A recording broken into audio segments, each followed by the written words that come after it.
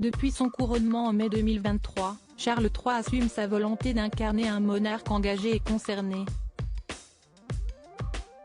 Alors que le Royaume-Uni traverse une grave crise économique, le souverain s'apprête à prendre une décision radicale concernant le personnel de plusieurs palais royaux.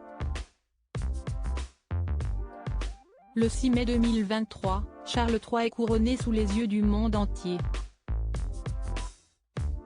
La cérémonie s'est tenue à Londres, au cœur de l'abbaye de Westminster, 70 ans après le sacre d'Élisabeth II en juin 1953.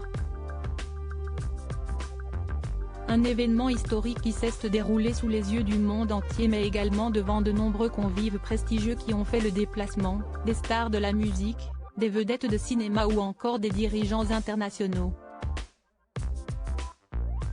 À cette occasion, le père de William et Harry brise le protocole avec un couronnement plus court et nettement moins cher que celui de sa défunte mère et manifeste dès lors sa volonté d'incarner l'image d'un souverain engagé et concerné par les problématiques contemporaines. Tradition oblige, le nouveau monarque marche dans les traces de la souveraine mais souhaite toutefois apporter quelques changements majeurs durant ses années de règne.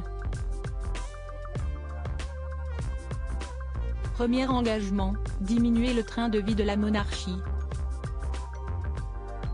Désireux d'être en phase avec des Britanniques confrontés à la crise économique qui touche le Royaume-Uni, il compte bien réduire le nombre d'altesses royales qui vivent aux frais de la couronne, ainsi que le nombre de résidences en vendant certaines propriétés, tout en s'engageant davantage sur des problématiques liées aux crises humanitaires et environnementales.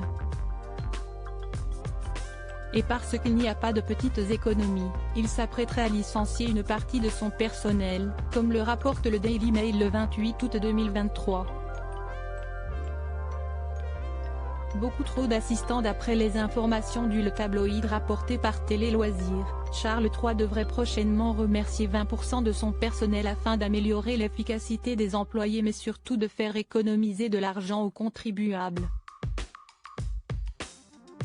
Ces coupes budgétaires toucheront plusieurs palais royaux, Buckingham, Sandringham, Windsor et Balmoral.